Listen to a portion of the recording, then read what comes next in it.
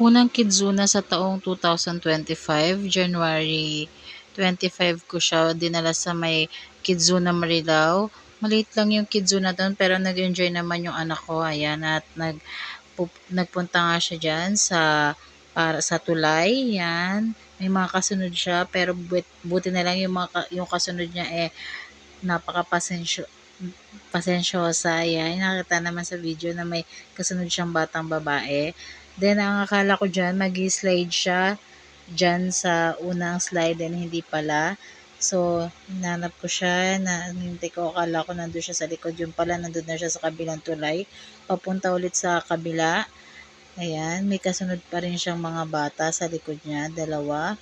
Tapos akala ko mag-slide siya, yung pala doon, bumaba siya sa may pababang, hindi ko alam kung anong tawag dyan, basta may net, bumaba siya dyan. Hindi ko na siya sinundan agad para naman ma-enjoy niya yung paglalaro niya. Yan, naglakad siya. Papunta siya sa trampoline. Nilaro-laro niya yung mga bola. Ayan, makikita naman na talagang enjoy na enjoy siya sa mga bola. Hinahawi-hawi niya. Then, ayan, paakyat. Nilalaro pa niya pero paakyat siya talaga doon.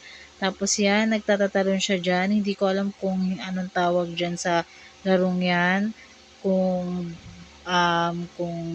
hindi siya trampoline eh. So, hindi ko alam kung talagang talunan lang siya ng mga bata, then may bola, ayan, nilalaro niya, hinahawak-hawakan niya pa. Then, ayan, yan, papunta siya sa may dulo, pahabol ulit, magpapahabol siya. Yung event niyan, mag-start na, pero hindi talaga siya mahilig sa mga event-event, yung anak ko. Kaya dahil puro lang siya takbo, laro, kung saan man niya gusto magpunta, doon siya pupunta. Kaya ayan, pinupuntahan ko siya kung saan niya gustong pumunta. Sinusundan ko siya kung anong gusto niyang gawin. Then ayan, pumunta siya diyan. Diyan ang event mamaya. Makikita niyo yung event mamaya. Then ayan, yan na nga sa Kidzuna, nakalimutan ko yung name ng character na yan, pero yan yung mascot nila para sa Kidzuna. Yan, nasa event center na yung mga bata.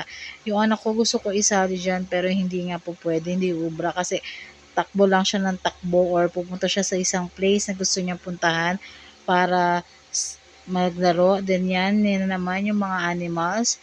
Ayan, pumunta siya dyan sa mga sorter na yan or puzzle na yan. Then yan, naglaro din ako dyan actually. Lagi ako naglalaro pag naglalaro siya dyan. Kasama niya ako, meron din ako nilalaro. Nakaka-enjoy nga yung mga drawing na yan. Pag tinapat mo siya sa isang lagayan, makikita mo na siya sa monitor na parang gumagalaw.